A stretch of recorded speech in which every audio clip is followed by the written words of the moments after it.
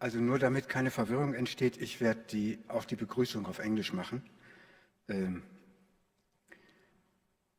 Jeff, I'll do this address also in your language because tonight is your night. Later we'll have to talk English anyway if we want to get into a conversation. Good evening, everyone. Good evening, fellows from the Academy. Good evening, the Waterhouse people. Good evening, Monique Schwitter, the president of the Academy. And a very special warm welcome to our fellow artist, Jeff Gibbons. Jeff, it's your second night presenting your work in Hamburg.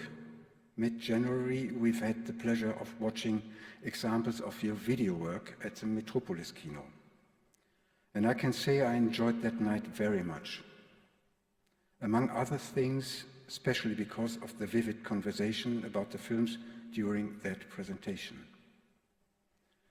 To let you all know how this event came into being, let me mention the following. Jeff and I met when I was working in Dallas for some months in 2015. I knew his work before because I've had a show at Conduit that year, the Dallas-based gallery which represents Jeff. The gallery owner, Nancy Whiteneck, told me about Jeff and acquainted me to his work. And when the Hamburg authorities advertised the residency for the Achterhaus in 2019, I, as a member of the Academy, had made the proposal to nominate Jeff for this stipend. My colleagues from the Academy had agreed, and after all, Jeff had been successful. Jeff should have had this presentation already in 2020. It could have been a perfect contribution to the 17th anniversary of our Academy. We all know the reason for the delay. The reason is no longer worth mentioning it. Jeff Gibbons was born in 1982. He's artist, musician, poet, curator, and filmmaker, and he lives and works in Dallas, Texas. His work involves painting and sculpture, video and photography, and experimental music and dance as well. His videos we've seen some weeks ago, mostly sketchy short movies, deal with everyday objects, or better, they use these everyday objects to ask more complex questions. Some of them seem to be witty, and yes, humor for sure is an important aspect of his work, but it's not the only one.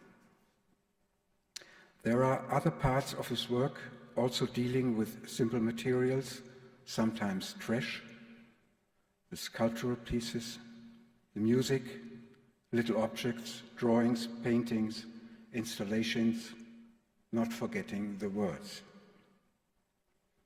And in between the presentation we will have some little videos as well. What you see in the background is a setting for a quite new character, Tommy Gimbo, the clown. You can make him out on the left-hand side. Jeff is for sure going to introduce us to this figure tonight, and I know that there will be a better, more colorful photo of the clown later on. A little personal side note. There is something I didn't know before I met him here in Hamburg and saw the 2 days presentation. There is a special relation between Jeff's artistic development and mine. Some of you will notice that. But it's not so important, it's just a nice coincidence. Well, we are proud to have Jeff Gibbons here. Thank you very much for coming. And a big thank you to the technical and organizational team of the Academy who made and make possible to lead us through this talk. To name but a few, Marc-André Gustke, Sonja Jansen, Omedo, and Finn, and Monique Schwitter, who called Finn to help us with the technical problems. Jeff had chosen some pictures and other files to acquaint us to his work. After that, we all will have the opportunity to direct questions at him. Let's start. Jeff, it's your turn. All right. Hello. Look at these guys are already talking during my talk. There's only 5 people here. Okay. Thank you for coming, everybody. Thank you, Reinhold, for getting me here. Thank you, Axel, for being my host. Thank you, everybody, for coming. It's been interesting and a very introspective time for me here.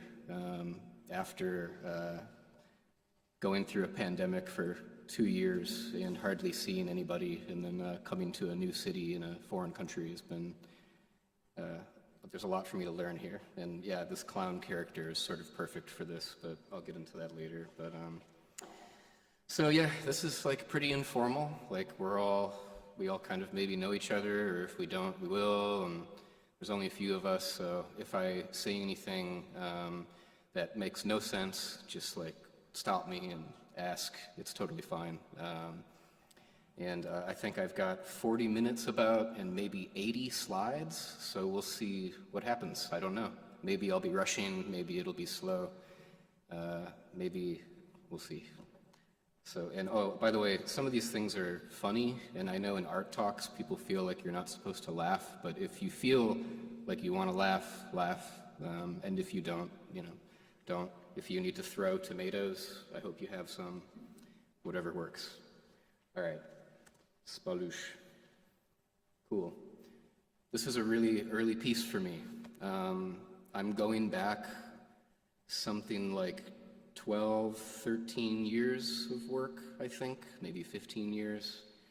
One of the things about me is that I don't keep track of time very well. A lot of these pieces are actually jumping around in time, and I kind of like that because that's sort of how my mind works anyways. Everything connects, and sometimes these older things mean more than the newer things. So anyways, this is an earlier piece, and I basically found myself putting these different fruits inside of clamps and slowly turning the clamp until it would get as small as possible. And so this one's just maybe like a couple of weeks into the process.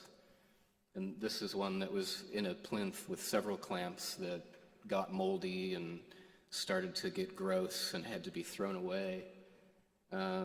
And then this one is one that I still have, and it's the only one I still have, and I've probably made easily 100 of these things. This is the only one that lived, and so you can see how it's almost flat. Some of them got flatter than that, but again, these things are, even if they dry out all the way and they make it, I'll maybe have it for several years, and then all of a sudden bugs start to eat it and it's falling apart. And I know a couple of people bought these from me and I never heard back from them, but this is part of my work and I like it. And this piece is very similar in that way. This is called Milk's Fourth State of Matter. And so if the 3 first states of matter are liquid, solid, and gas, this is something else. And so basically I bought 40 gallons of milk, and I made cheese from all of this milk. And then, like you do with cheese, you press it into a mold. And so this is basically a freezer that I made into the mold, and compressed the cheese, and then turned the freezer on and left it in the space like this for about a month. And I really wanted to eat the cheese, but at some point the power went out and the cheese got really moldy and disgusting. And this is, again, kind of part of, I seem to attract these sorts of things. But I think that happens when you use food in your work. You kind of lose control of these things, and that's fine. But I'm interested in things that can be kind of absurd at times, and then maybe wondering if meaning comes through. And sometimes it does, sometimes it doesn't, sometimes it's late. This is called Knotted Noodle. I cooked a spaghetti noodle so it was soft, tied it in a knot, and then hung it with a weight in order to make it straight again. A little close-up there. Somebody bought this too. I don't know. I don't know where these things go. It's always the work that I don't think people will buy, and then they do. And I guess I should say, like, sometimes I try to come up with like some statement that can take all of this work and bring it together somehow, but I don't really have that for you. I don't have it for myself, and I don't really know that I want that explanation anyways. So this is just going to be like almost like going through a scrapbook of memories for like a family. Like if you were to look through this is my kid and this is my uncle, and that's how I sort of relate to these things in some way. So then there's something to learn from each thing. So anyways, this is called Artificial Sunset Sunrise, and I made this by turning a security camera. Can I do this? Yeah. Turning this security camera to point at this monitor, and then plug it into itself so that it's picking up its own screen and playing it back into itself in a loop, in this kind of Nam June Paik-ish sort of thing, if you know who that is. And there was a weird phenomenon that happened. It didn't only make this horizon here and this sun, but it would actually go up and down. And I have no idea why. It would just happen. The sun would rise and then go down and rise and then go down very slowly. And then this is called Making Movie History, and it was actually a half-an-hour home movie that I found on a VHS tape. All of the video was taken on April 3rd of 1988, which I think is Memorial Day. It's some holiday in America. But the reason that my dad had this camcorder was he borrowed it from a friend in order to film our house for insurance purposes, to get like the car, the house, the things that he owned. And in the process, he recorded the family and friends. And it's a really wild ride. My parents are getting drunk, smoking marijuana. The guy on the bottom right here was their neighbor, and for some reason they go to a party and he's dressed up as a French maid serving drinks. Very strange, but it very much felt like a film. And so I've shown this before in spaces where I just show it as a movie. The Stranger. This is a monitor with a recording outside the window of a wing. I don't know if you know the Twilight Zone. Yes, everybody knows the Twilight Zone. There's a very famous episode where there's a guy in a plane, and William Shatner actually played it early on. And he sees this demon on the wing, and nobody else sees it. It's only him. And he's freaking out about this thing, and it's all in his head, seemingly, but who knows. And so I was making this connection between that movie or that TV show and the Camus book, The Stranger, dealing with the sort of fear of what's outside of your control. And so on the screen is actually a painted monster. The figure is painted on the screen. And the video is the wing actually moving with the clouds going by. And so it's this idea of this sort of ever-present danger that is there but is not there.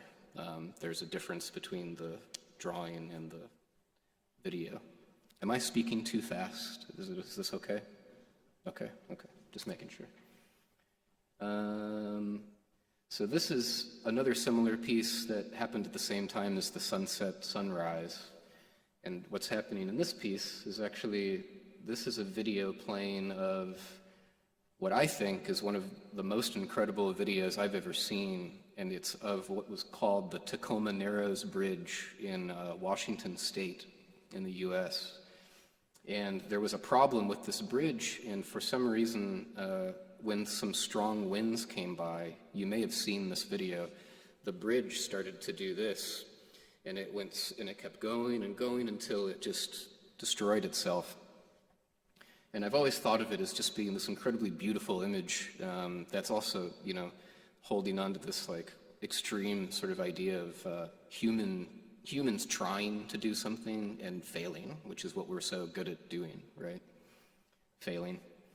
And so anyways, I was interested in how I'm looking at this video as being beautiful while so many other people might look at it as being a disaster.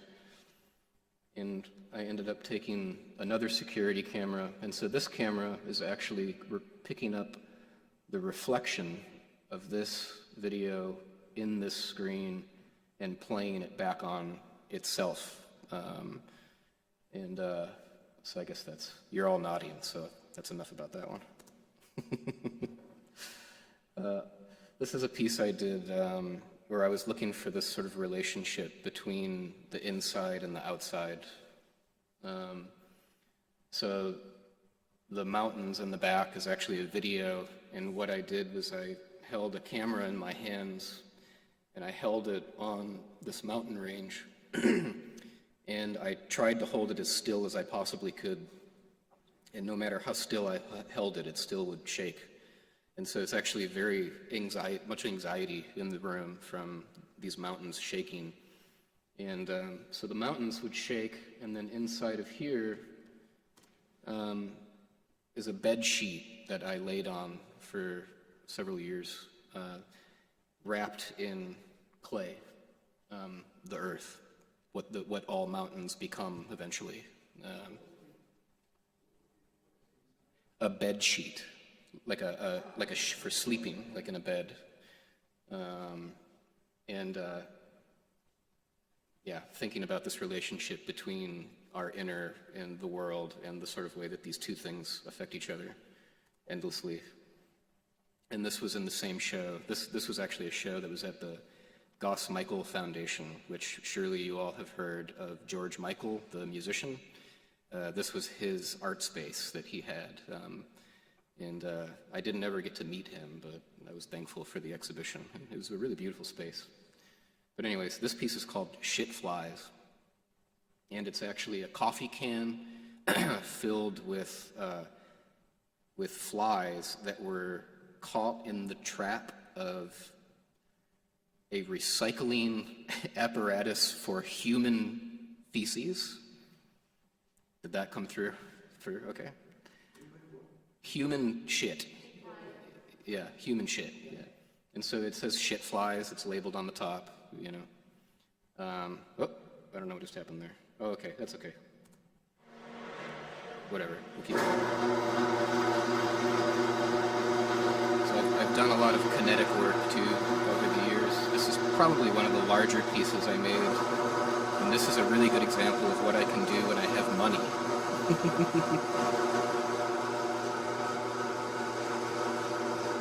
Because usually I have no money.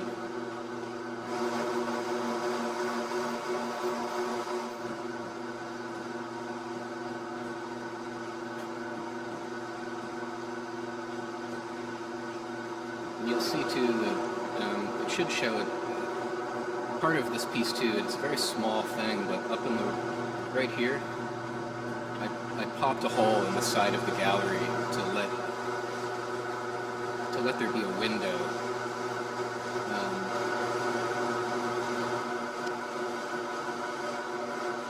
There we go. So, and I called the piece "Boil It Toilet," and I was thinking about how every artist does some sort of self-portrait, right? Like it's so common for a painter to paint themselves.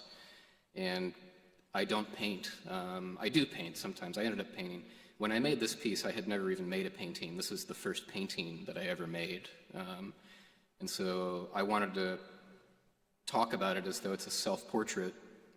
And Boil It Toilet is the nickname that my mother gave me when I was a kid. I don't know why, but she called me Boil It Toilet. And there's way too many things that have happened in my life that connect to that, and it's pretty messed up, honestly. Can I move forward? let's do this. Okay. And so this is another kinetic piece. If you were at the theater, you saw this, but just in case you weren't, I wanted to show it again. I think it's a good example, I think, of like when I do things that can be both comedy, but also if you think about it, it can actually be really sad. And it's called Chances Are, and I liked to think of it as a love story.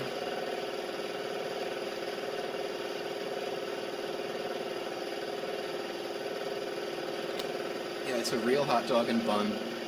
I had to, the bun needed to be toasted just perfectly in order for it to move right, and the hot dog needed to be cooked just right for it to bounce properly. I tried different kinds of hot dogs until I found the right one. And yeah, this piece also stayed up for about a month, its first time, and both the hot dog and the bun got very moldy and gross, and eventually the bun just stuck and wouldn't move, and the hot dog just kind of ran into the corner over and over again. And it was a really silly piece. There were literally people crowded around it like it was a race or something, and but also, they never come together. They try so hard. So this is called, this was in a show called Clown Ambulance, and it was kind of, a lot of times I'll have the show title, and I like to have a piece in the show that's got the same title, almost like a musical album or something. And so this is actually a bust of Beethoven. And I always like this image of Beethoven with this kind of steaming head or something, like he's so intense with his work, that he is just steaming. And what it actually is incense. And so I liked the idea of kind of making a sculpture that's also functional. So I talked about this piece as though it's an incense holder. And that's what it does, is it just holds a stick of incense. But this is the front of the piece. And it was funny putting this presentation together because I was like, oh, there's a clown. And I was like, oh, there's another clown. Like, because I'm doing this clown work now. Hello. And yeah, I was surprised to see, like, oh yeah, that's right, I forget that I've done so much work with clowns over the years. You forget about these things unless you look back a bit. But yeah, I like the idea of finding this connection between being a genius and being a fool, and how society chooses which one, A lot of times the genius and the fool are the same, but somehow we make that distinction. So this is another piece that was in that same show called Little Milk, which was actually a nickname that I had for a partner of mine at the time. And they went away to go do something very similar to what I'm doing now. And during that time, we lost touch. And I ended up wanting to make something that was almost cathartic, something that felt good for me to make every day in order to make myself feel better. And so I my start in art was in ceramics. And I decided I had actually just found a potter's wheel. I don't know if and I had gotten it used for very cheap, and I wanted to try it, and I ended up making this piece that I looked at as being a story. And so a lot of these vessels have drawings on them that have something to do with what I was thinking about, but also a lot of them, none of them are fired. They're all clay that is still clay. It never got heat. And because of that, I could make them closed. So a lot of these, I actually blew air into the inside and then sealed it. So it's just a bottle with my air inside of the piece. And so several of these, it's kind of hard to tell, but you can see the necks are pinched in all these different ways. You can see this is bubbling out from me breathing into it. So a lot of these, they're like balloons in a way. And here's another clown that was on one of them. I'm finding the clowns everywhere all of a sudden. Very cool. How am I doing on time? Let's check. Oh yeah, okay. Maybe I need to go a little faster. My dad has worked doing heating, cooling, and refrigeration for almost 40 years, which is about as old as I am. He started doing it when I was a kid. And I worked with him a lot over the years. At a certain point, we went into a house. I grew up in Detroit. And at a certain point, we went into a house in order to work on the heat. It was the middle of winter. The house was completely let go, let to fall apart by the people who had lived there previously, an old man who had died. And when we got there, there was an 8-foot hole in the roof of the living room, and it was a 2-story house. You could look straight through this huge hole and see the clouds going by in the living room. And in the middle of that, underneath this hole, was a kiddie pool, like a small children's pool, to catch the water from the rain. And because it was the middle of winter, it was ice.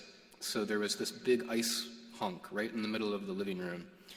And it moved me, not only because of thinking about an old man at the end of his life, spending his last days with this house falling apart around him, but the ice almost felt like a friend or a pet or something that had a life in its own. And then I really wanted to work with my dad on this because he works with ice and heat, and this is what he does for his life, is work with hot and cold. And I wanted to, I asked him to make a machine for me that would make ice so that we could just have a block in the open air and it would never melt. And so this was the first piece that I did like that. This is another one that I did. Over the years, I did a few different versions of this. This one, I put a mold onto a column in order to grow it on a column so that it had a bit more of a presence in a space. And then eventually, I asked my dad to make one that was a little bit bigger, a little bit stronger, that we could leave on forever. And his solution was to make this one that has 2 coils. Something about there being 2 coils allowed for the refrigerant inside to meter itself to cool the compressor. And so this, I would just turn on and it would start to collect moisture from the air until it got bigger and bigger and bigger. And the longer it would have stayed on, the bigger it would have gotten. And I really loved the idea that there was 2 of them, and I called the piece Dad, because one I felt was him and one was me. This is called Suicide Jim. Reinhold the other day was telling me about how he liked people to touch his work, but to do it gently. And I made this piece, which I consider a game, and I wanted people to interact with this. There's a big spring inside of this leg, and there's a little tiny bell right here. And so the idea is that you take the leg and you try to get it to hit the bell and go ding, And so people were in this show and just wailing on this thing, and it's like I had to move it back into position because it was going so far across the room. So I'm glad you're there. Okay, good. And so this is much sadder, but either way. I did a residency in Guadalajara at a ceramics factory where they offered to make work for me, and all I had to do was design the work. And so I had this problem where I had always, for the most part, made my own things, and if somebody else made it, I really wanted there to be a reason, much like my dad making the ice. And so I decided that I wanted them to make a bowling ball for multiple reasons. And it's quite large. It's probably about this big, much bigger than a bowling ball usually is. And obviously much more fragile because it would just break if you tried to use it, which I still haven't yet. And you can see it's got my name on it. And Ceramica Suro is the name of the factory that makes the ceramics. And the reason I made a bowling ball is because my parents used to bowl, and they did it as a way to try to stay together, and they ended up not staying together. And so they used to always drag me to the bowling alley, and I hated it. I didn't like being there. I don't like to bowl. And so bowling was always this thing that just felt like, this silly thing that my parents did to try to stay together. And my parents ended up finally separating. It's a long story, and I'll try to make it as short as possible, but my dad got robbed and shot in our driveway on Christmas when we lived in Detroit. And it was a life-changing event for all of us.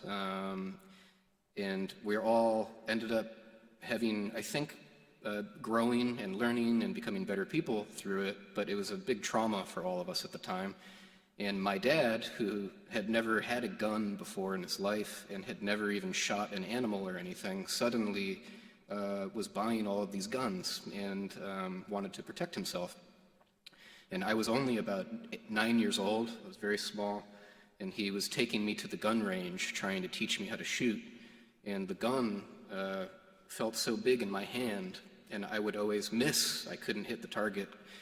And he still would tell me that if he ever were to get shot or robbed again, I was supposed to get a gun from his room and shoot from my window. And so suddenly my bedroom window was like some sniper outpost, and I felt so afraid that I would just shoot my father by accident. And so all of this felt very heavy to me, and in making the bowling ball and having someone else make the work, I felt that these things that had happened to me was all something that had nothing to do with my choices, nothing to do with my decisions. It was all outside, and so I wanted to somehow emulate that in some way. I need to go faster. I found this picture online, and I removed the guy's head. Speaking of found things, there was a thunderstorm at my studio, and I was outside having a cigarette, and this canvas blew in during the storm, and so I ran and I got it, and I hung it up, and I thought, oh, it's a gift. This is a piece, and I sold this too. Go figure. And then at some point I decided I want to paint. What does it look like if I make a painting? I have no idea what a painting by me looks like. So maybe I should try and see. So I did this series that I called Planet Sandwich, and it ended up being all of these characters that are these genetically altered from nuclear fallout. And they are all like hermaphroditic and these weird hybrids between animals and people. And this one is having a bit of an existential crisis because he's seeing this spider that's actually outside of his world, painted as a three-dimensional thing on his flat surface. And then there was other pieces that came out of it. This is Aw Shucks, the tennis ball / bird. This is just a room in Planet Sandwich. And then this is an experiment, much like Benjamin Franklin's kite with the key, except it's a bucket and a severed finger. This is my dream body, which I look at as being my personal voodoo doll. So I would do things to the doll in order to make good things happen to me. And I will tell you that after years of experiments of trying to do this, I do not recommend it at all. Do not make a voodoo doll for yourself. But anyways, I traveled around the world with him and did several shows. This is in Dallas. This is in Marseille, France, in a window. This is in Guadalajara, Mexico. The nice thing about him is that he's made out of foam, and he collapsed down into a box about this big. So. Another thing that I did, this was called There Are No Stray Hairs in Old Movies. And I was thinking about how these new movies we watch, they are so crisp and clean and high resolution. You can see every hair, every little loose thing. But old movies, everybody is very put together. You can't see any of these things because the quality just wasn't as good. And I liked the idea of thinking about memories in this way. The way that our memories get further away from us, the more and more they sort of maybe get a little nicer or maybe a little worse, but whatever happens, they get more specific and less detailed.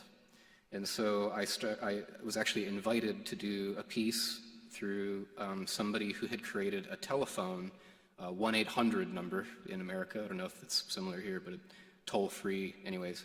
So the whole piece was on a telephone. So you would call, and the idea was that you would say your first memory. And so it ended up being a long compilation of everyone's first memory who called the line. And there ended up being like 40 or 50 of them, I think, that you could listen to everyone's first memory.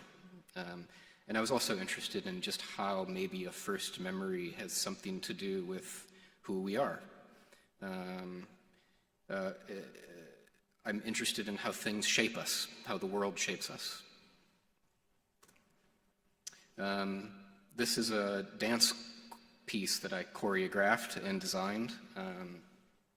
It's a mix between Alfred Hitchcock's The Birds and Saturday Night Fever with John Travolta. You probably know this, right? And so it was actually for what was called a horror ballet Halloween performance. So all of the other ballet pieces were bloody and gross, and I really wanted to put comedy in. And so I created this outfit where he had these birds all around him, and then he, instead of being attacked by the birds, he danced his heart out. And by the way, like if you want to watch this video, it's online. You can find it. Just Google me and the birds. And this was the part 2 of that, which is a woman comes out, and she is a bird, and they dance and kiss. And then I did another part to this where they were actually at home together, living a very boring life in which they have an argument. This is another dance performance that I had a part in. It was actually me and a friend of mine. I should have put his name. You'll see his name later.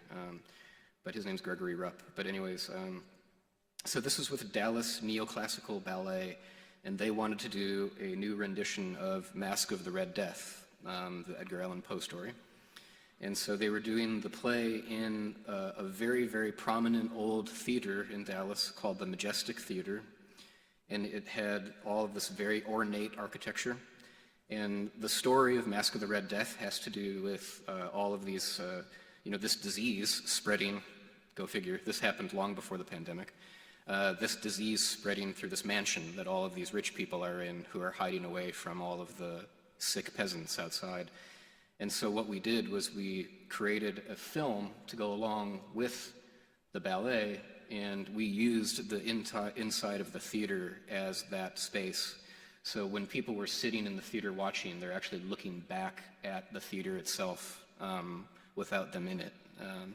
And so there was this sort of play between the room they were in and the play itself, the ballet. And this is just a still that we did that was actually, at some point the dancers leave the stage and then they end up entering into this projection behind, and they're being birthed through this sort of entryway through the top and kind of like interacting with each other. So I also do music. This is a musical installation that me and 2 of my studio mates did together, where we wanted a stage for ourselves, but we didn't want to be up on a stage. And so this is what it looked like when we performed, and we just sort of sat down in this little circle and performed at, it was actually like a dinner in a museum. And so this gets me into some of the more collaborative things I've done. I do a lot of collaborative work with people. I enjoy working with my friends. And so this is a sound installation that me and a friend did where we, and this is also with Gregory Rupp, we made these paintings that are made out of this, I can't even tell you what the material is. It's just called glass masking paint. You usually paint it on a window to black the window out. And we stretched them over canvas, and over time they just kept drooping and drooping and drooping, and until they just fell out onto the floor. And inside of here we did a music performance as well, using these tanks which we were experimenting with how sound travels through water. So with the microphones were actually under the water, the sound would travel through it, and then we would make music. This is a piece I did with Greg called Grubnik and Suzanne. A little hard to explain, but basically this device here has sensors that go up and connect to leaves on the tree, and it picks up the tree's electromagnetic impulses in order to make sounds. And what we did was we recorded ourselves making what's called phonemes, which are basically a, s, k, f, t, all the noises that you need to make up a word. And the idea being that we wanted to give the tree the ability to learn to speak. And so we did that, and then next to the tree was the tree's potential mate, I guess you could say. So we dug this hole, and inside of it buried a monitor with a face, and the face sang to the tree. I'm trying to go quicker now. I'm also a curator, so I curate a lot of work. Over the years, I've probably curated, I've done lots and lots of shows. I know that the number's probably around like 90 to 100 various artists and curators that I've worked with over the years. And this is called Culture Hole, which is a project I do with my friend Greg, who I did a lot of those other works with. And it is a hole in the ground of another art space. The inside of it has changed a lot over the years. At one point, we made it into a little gallery. This is a tiny door. This is what it looks like when people are inside of it. You can't even stand up. But this person made an omelet bar, Shelby Meyer. This person hired a nude model to try to have an orgasm without touching themselves. They did not succeed. This person made the entire space into a fountain, so there was just water flowing down the walls. And this is too hard to explain to get too into depth, but people had to guess the weight of this donkey, and if they got it right, they would win $20,000 in cash and prizes. My dream body has been through several iterations. My friend Greg made something similar for himself, which is just called Mop. And we made a movie where these two were together in a space and just sort of like interacting with each other, maybe having a little bit of a problem with each other, but ultimately getting around okay. When the pandemic happened, we couldn't put people in a tiny hole anymore to do exhibitions, so we moved it to online, and we created what we called Culture Hole TV. And we made several episodes using our two characters as the hosts, and they did somewhat of like comedy skits. And this was just a nice article that they made about it when we were doing it. And you can see we were doing silly things like taking us and putting them into movies. This is the scene from The Lighthouse, if you've seen this, with Willem Dafoe and Robert Pattinson. And this is what us in the movie. And then you can see this is, another version of that, right? Before that, I did a whole series of exhibitions called Deep Ellum Windows, which was in a bunch of old rundown spaces in downtown Dallas. And I don't have a lot of pictures of these, which is fine because we're trying to get through these things. But with my same friend, Justin, who I did those with, we created a collaborative called Apophenia Underground. Apophenia is this word that deals with finding connections in randomness, which is what we all kind of do as artists anyways, maybe. And so we curated shows through Deep Ellum Windows, but we also did a project where we drove around the country.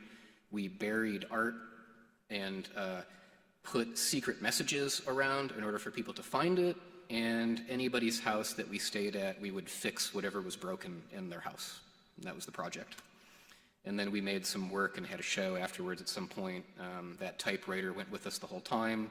We typed on this leaf, and all it says is we wanted to see if it would work on the leaf. And then this is actually we cooked a lot of chickens on an open fire, and we wanted to do something similar in a gallery. So this is just a raw chicken hanging on a stick with a really hot light on it, trying to cook it. It obviously didn't work. If you went to the the theater, you saw this. This is a piece I did, which is just my mom dancing in my studio. Oh, yeah, this is, oh, is there no video for this? Oh, okay, I see. This one's different for some reason. All right, that's okay. So this is, that's fine. So me and my professor made this. This is really hard to document, but this was my graduate school professor, and we wanted to make a piece together, so we decided that we would record each other slapping each other.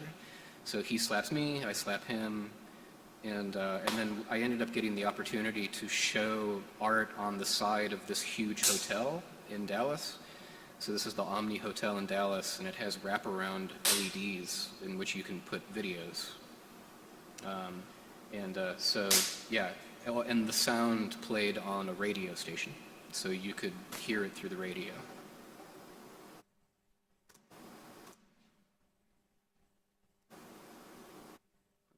Okay, there we go. This is Chichen, which I was thinking about as being a futuristic model of a chicken for people to learn what chickens were, because there's no more chickens in the future. And that's just a rubber chicken, if you didn't catch that, like more clown stuff, right? Bonjour, bequi bonjour. This is a much sadder piece that is kind of actually coming from reading about Eric Satie and his relationship with love and madness.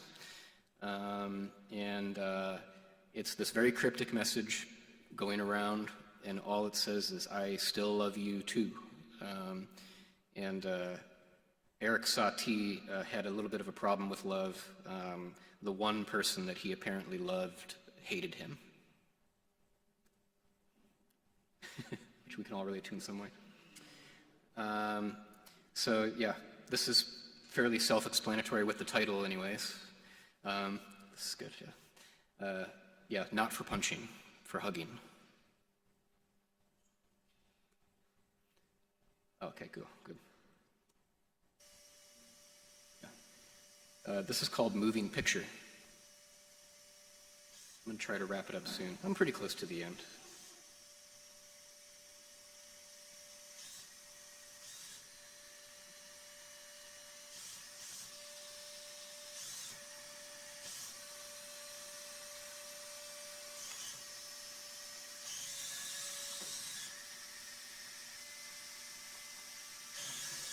I'm also kind of interested in illusion and magic, so I like making these things that people might not be able to figure out how it's done too,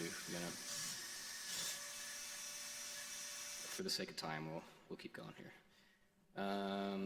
Grow light with bird poop painting. This is just a painting that I stuck outside, or a canvas, and it has I put bird seed on it so that the birds would come and poop on it. So it's got a bunch of bird poop.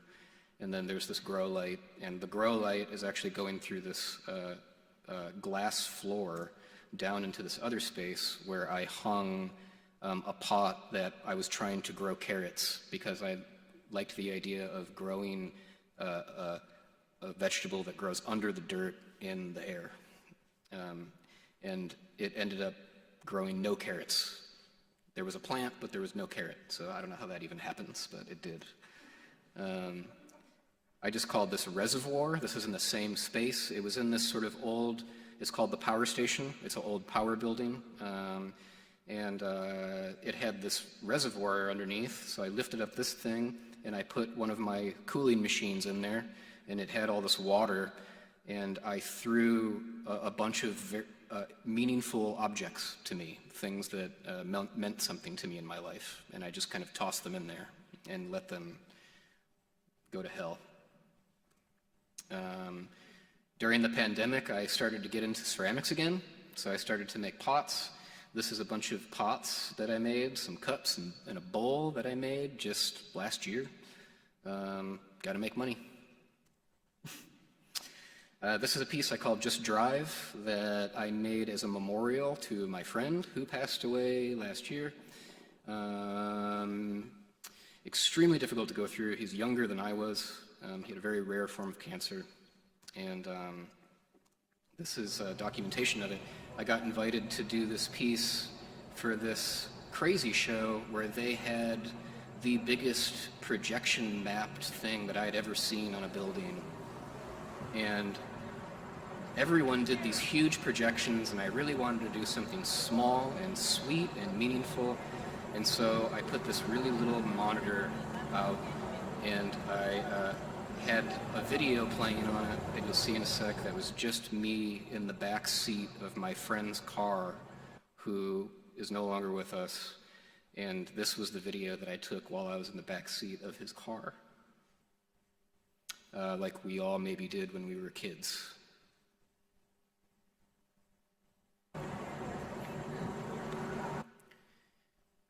This is the last solo show I did in my gallery back in Dallas. This is called Bucket Snail, which is basically a broken bucket with actual paint that came out and dried in sort of mid-motion.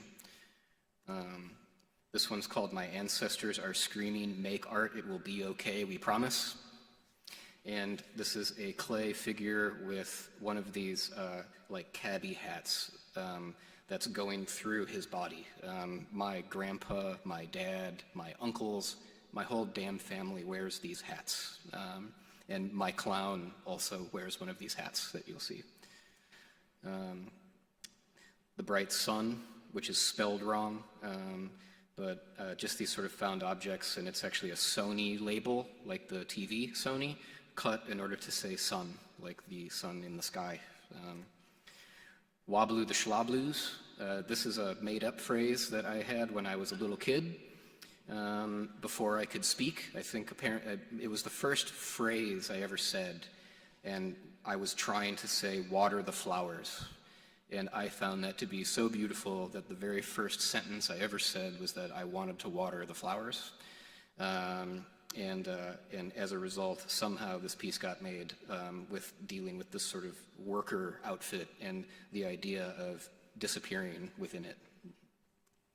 And then this is me when I was 9 years old. I was in karate as a little kid, and this article is pretty funny to me because it just says to keep an eye out for this guy because he's going to do good things. And my uncle used to work, he retired, but he used to work at a Chrysler plant in Detroit, and in, Chrysler cars, and in that plant, in the factory, he made sais for me, this weapon. So these Japanese sais were made in a Detroit car plant, which I thought was very interesting. And so I wanted to put one in the wall, and I charged $100,000 for this piece. Obviously, it will never sell, and I wanted to play with the idea of sentimentality in art and how we price things and just how absurd and ridiculous it all is. So I priced it the same price as Maurizio Catalan's, the comedian, the banana taped onto the wall. I just sold this piece to a museum in Dallas, which I'm super psyched about. It's my first museum sale, and it's a big piece. It's dealing with I created this machine, I didn't create it, I imagined it, that would refreeze glaciers in the ocean in order to reverse global warming. And I actually went to Washington, D.C. and gave a talk at the National Academy of Sciences about this idea.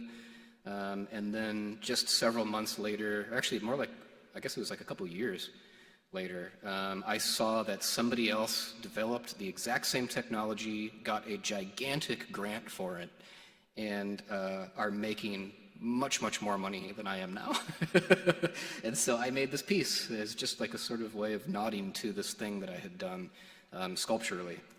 And on the top of it, there's this sort of pipe, and it's blowing air through it because it's an air organ. And on both sides of this ball one side is a happy face and the other side is a sad face. And it's just sort of oscillating back and forth between these emotions. This is me in Achterhaus here in Hamburg, dressed up as Tommy Gimbo. I'm planning to maybe go out on the streets and play the accordion as a sad clown. If you're interested at all in coming to this, maybe you can try to reach out to me somehow, and I'll send you an email that says when I'm going to go do it. And that's the end. Thanks, guys.